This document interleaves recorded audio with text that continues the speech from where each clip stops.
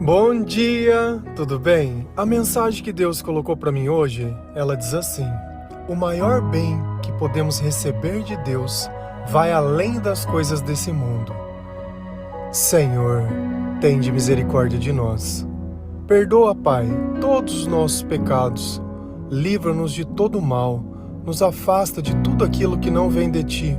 Nós agradecemos, Senhor, por mais esse dia, pelo alimento, pela palavra, pela presença. Aceita, Senhor, essa nossa oração, esse nosso louvor, pois nós Te amamos, bendizemos, adoramos. Somente Tu é o nosso Deus e em Ti confiamos.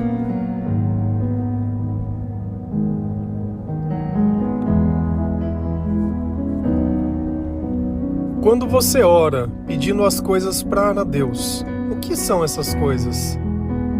São coisas desse mundo ou são coisas espirituais?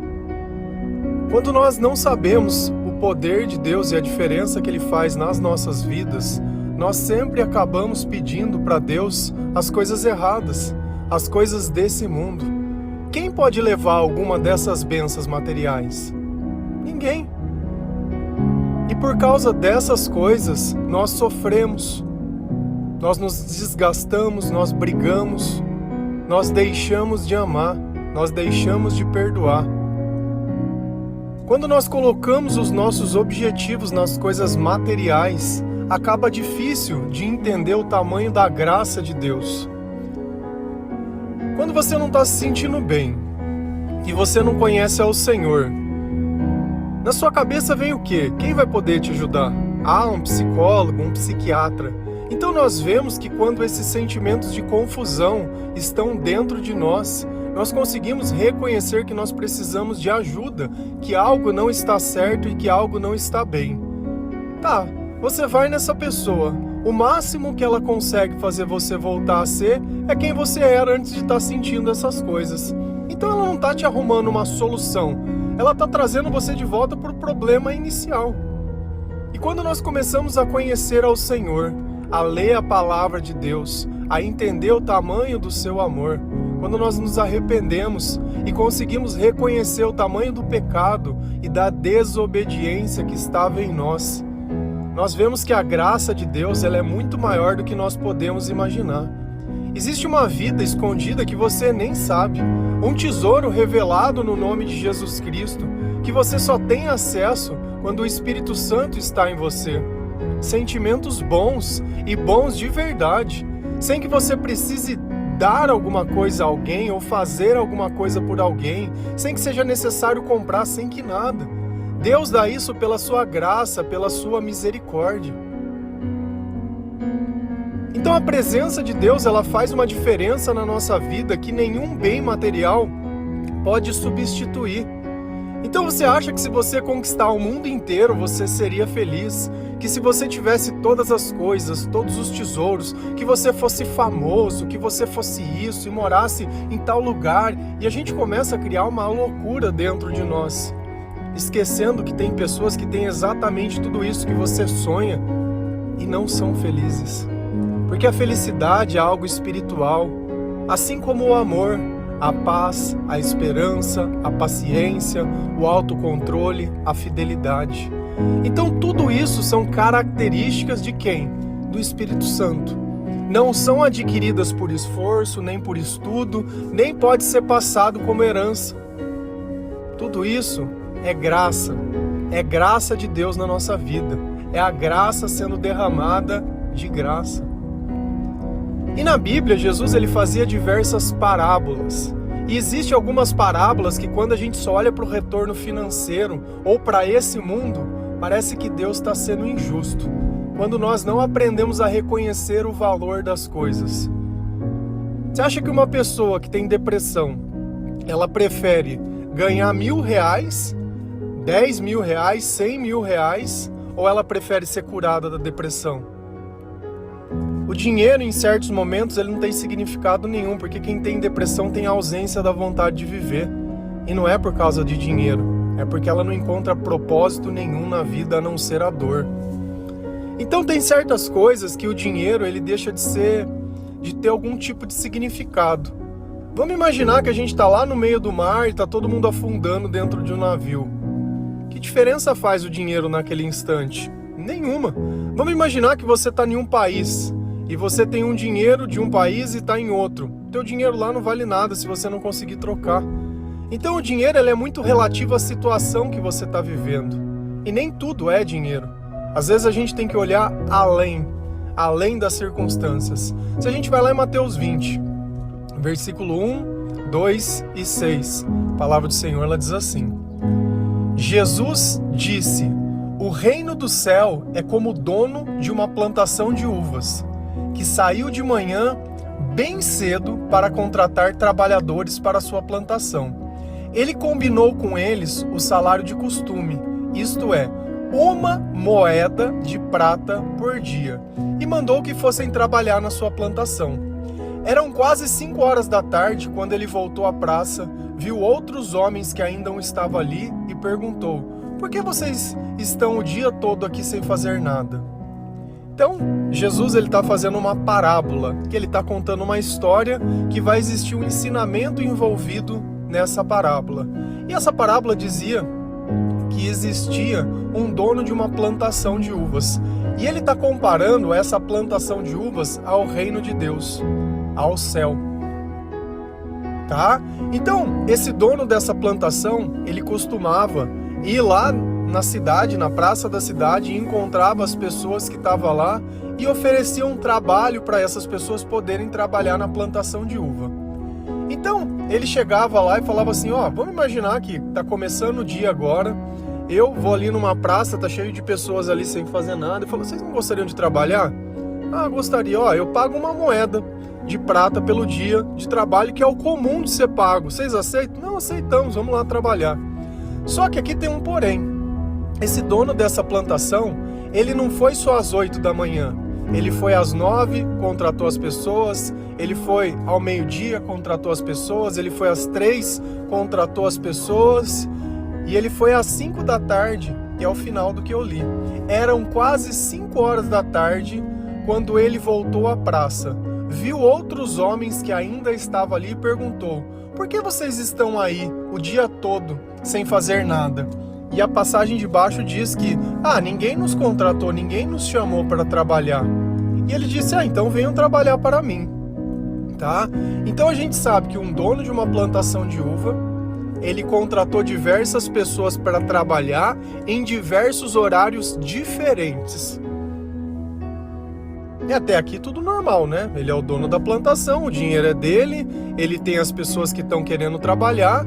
E aqui tem um ponto que nós devemos também prestar atenção. Ele combinou com eles o salário de costume. Então ele chegou nas pessoas e disse: olha, você gostaria de ganhar 1 moeda para trabalhar para mim? Sim. Então, tudo certo. Então, as pessoas estão sabendo o que elas vão receber pelo que elas vão fazer. Tá claro isso? Estando claro isso, tá ótimo. E essa parábola, ela, a princípio, se parece sem importância e uma coisa normal. Mas o final dela, ela vai acabar revelando a natureza de Deus, que é algo que a gente não entende. Porque pra gente, mérito é merecimento. Então, as pessoas, elas merecem aquilo que elas recebem, certo? Então, se eu fui lá e combinei com uma pessoa 1 moeda de prata, no final do dia, o que seria o justo? Eu pagar 1 moeda de prata. Tá.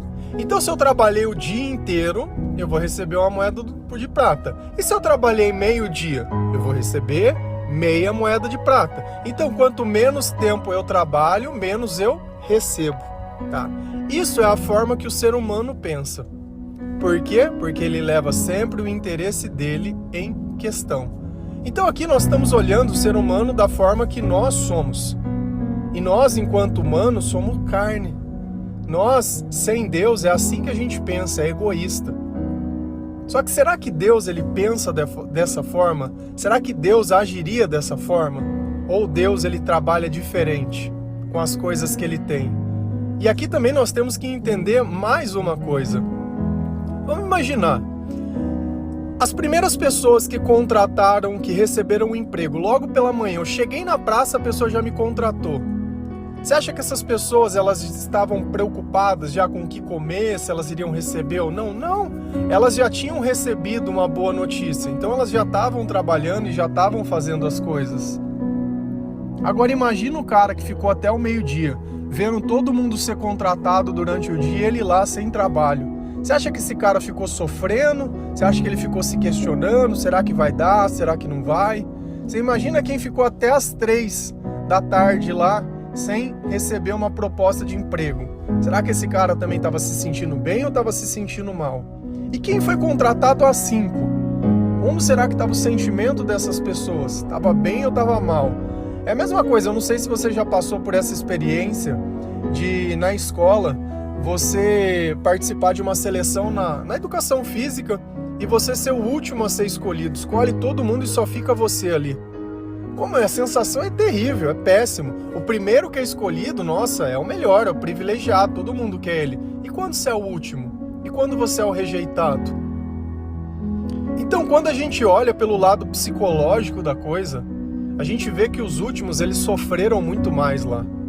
Aqueles que chegam por último no reino de Deus, eles sofrem muito mais.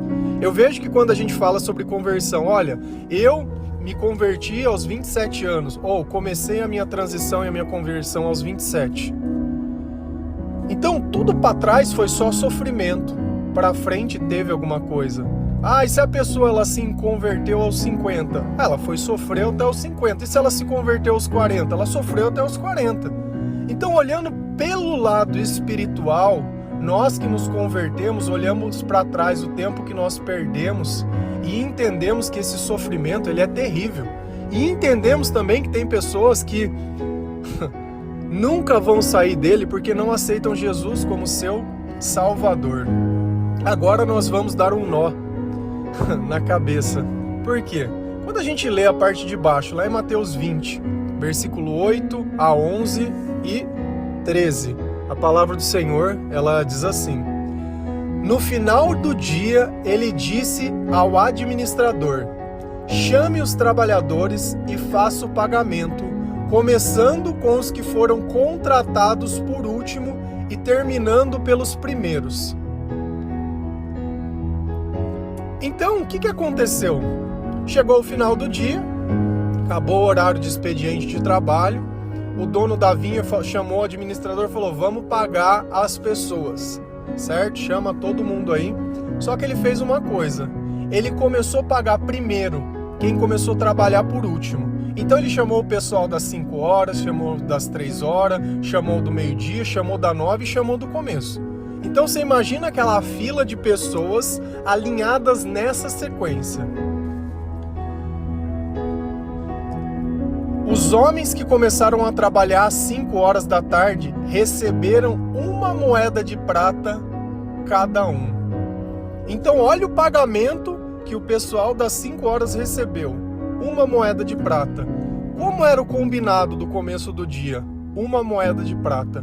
Então todo mundo que trabalhou recebeu 1 moeda de prata.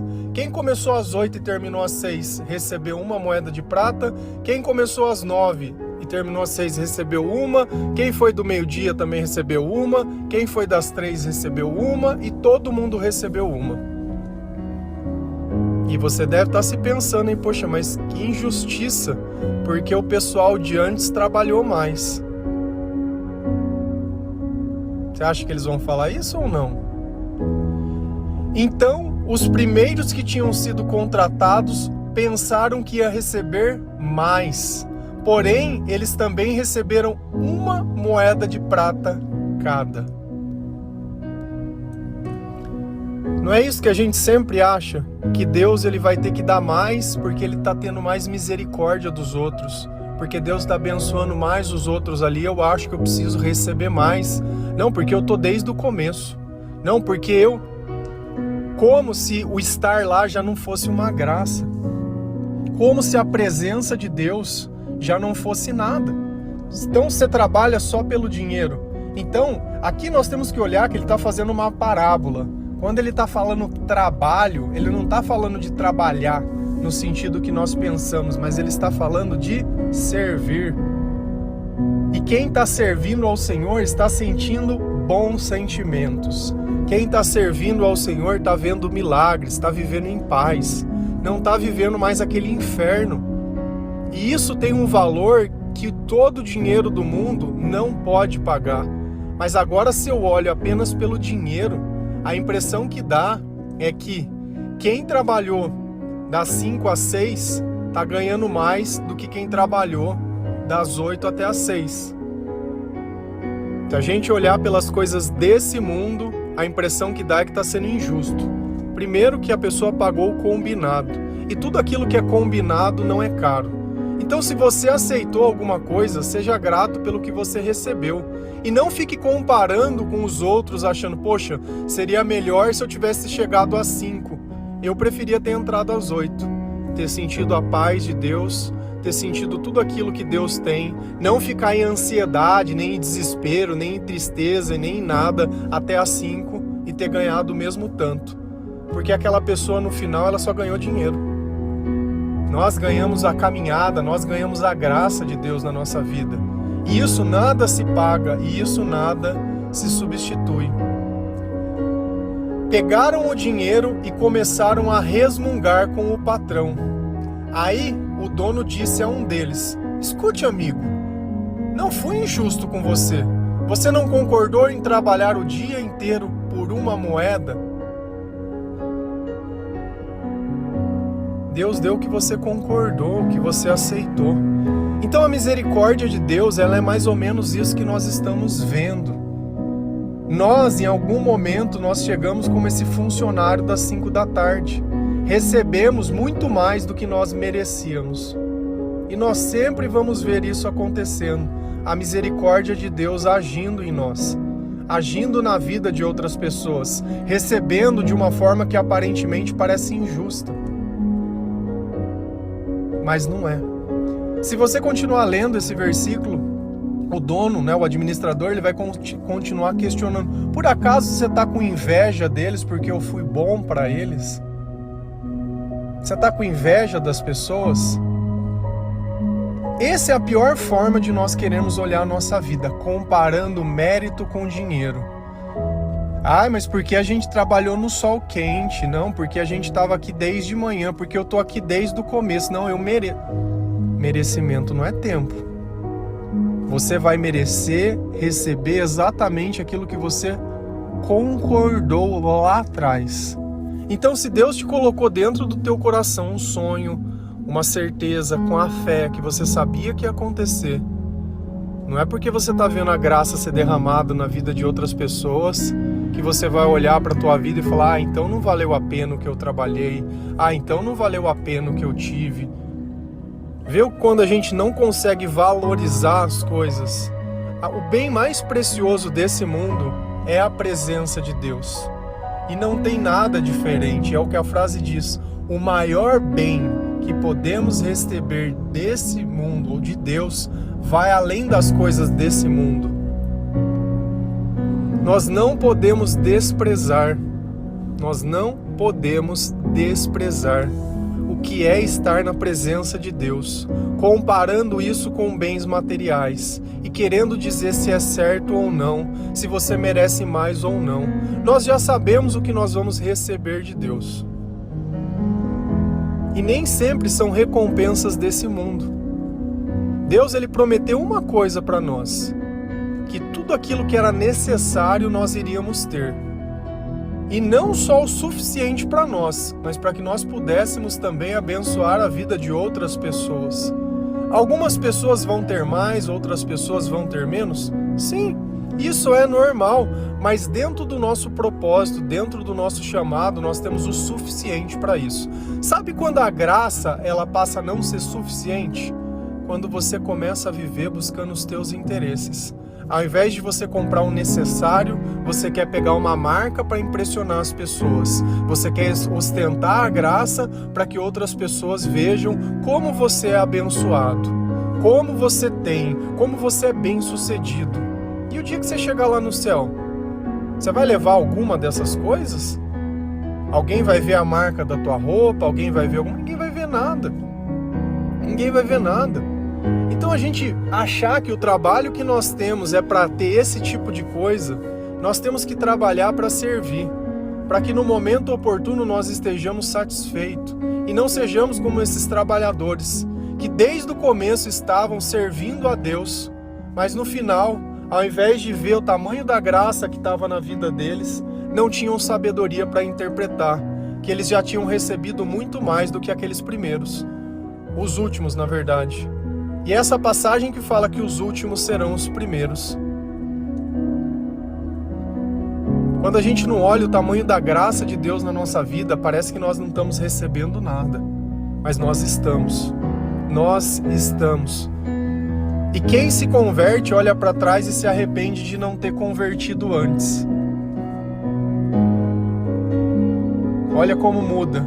Então imagina que aquela pessoa das 5 horas, quando ele sente aquela única hora de sentimento, que ele não teve desespero, que ele não teve angústia, que ele não teve ansiedade, que ele já podia estar trabalhando, ele vai olhar e falar, poxa, que bom seria se eu pudesse ter entrado antes. No final ele ia receber a mesma coisa.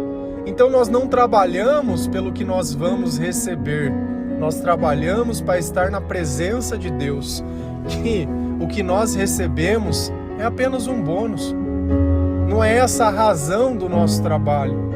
Então nós temos que colocar o nosso coração no lugar certo, senão você vai acabar ficando frustrado, você vai achar que você é mais capaz das outras pessoas, que você merece mais porque você fez mais.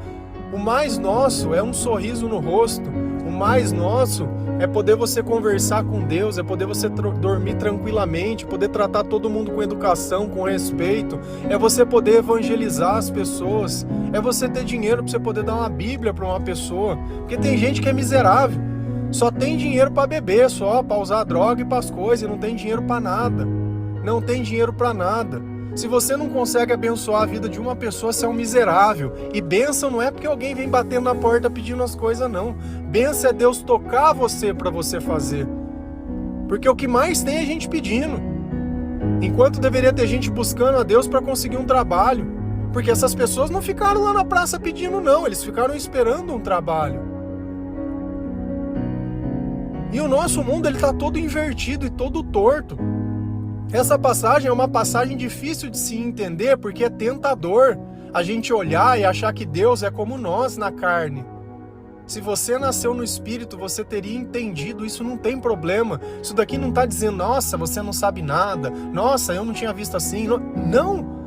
Está mostrando para você que você precisa de mais bagagem espiritual, mais leitura da palavra de Deus, mais discernimento, menos mundo, mais Deus. Que eu diminua e ele cresça. É isso que essa passagem está dizendo. Deus ele não veio aqui para fazer ninguém crescer. Ele veio aqui para ensinar todo mundo a diminuir. E quem vê o crescimento na nossa vida está vendo o que Jesus está fazendo, não o que nós estamos fazendo. E nós damos glória a Deus por tudo aquilo que Ele faz na nossa vida.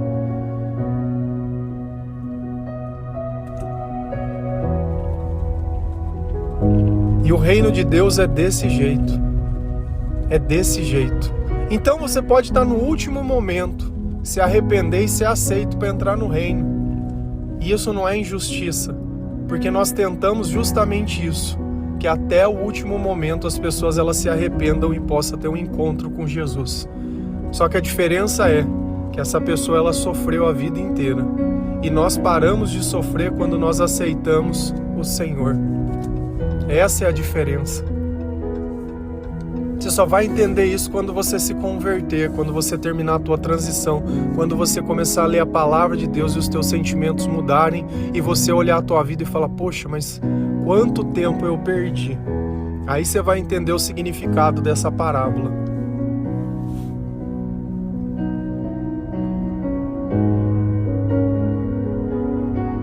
Tá ficando mais claro as coisas para você?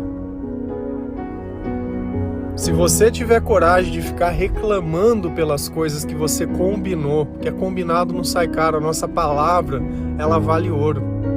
Nós falamos disso esses tempos atrás, que nós só falamos a verdade se Deus estiver em nós. Se não, nós vamos mudar a verdade convenientemente. Toda vez que alguém nos encurralar, nós vamos mudar a verdade, dizer que não dizemos, que não foi bem assim, que isso e que aquilo. Poucas pessoas têm dignidade ou caráter, né, ou hombridade de assumir. Ficar muitas vezes com o prejuízo das coisas, de dizer, olha, eu fiz, eu errei mesmo, você me perdoa, do que tentar ficar sempre escapando pela tangente das coisas. O reino de Deus, ele não é injusto. Ele não é injusto. Amém? Que Deus abençoe cada um de vocês, que você entenda que nada desse mundo se compara à presença de Deus. Se você não consegue entender isso, é porque você nunca sentiu. Não tem problema. A nossa fé aumenta lendo a palavra de Deus. Você vai pegar uma Bíblia, de preferência na versão NTLH, que vai ficar mais fácil para você entender que não tem as palavras difíceis. Vai começar lá em Mateus, lendo. Tua fé vai começar a aumentar, porque quando nós ouvimos as palavras de Jesus, a nossa fé aumenta. E aí você vai começar a sentir coisas que você nunca sentiu. E a tua vida, ela vai ser ressignificada. Você não vai ter mais vontade de fazer as mesmas coisas, nem vai desejar, nem vai sonhar, nem vai buscar, nem nada. Não vai ter mais dependência emocional, não vai achar que o amor é uma cruz que você precisa carregar, já não vai ter mais culpados, já não vai ter mais nada. Jesus é o suficiente. Não precisa complementar ele com horóscopo, com sorte, com jogo, não tem nada. Não tem nada. Amém?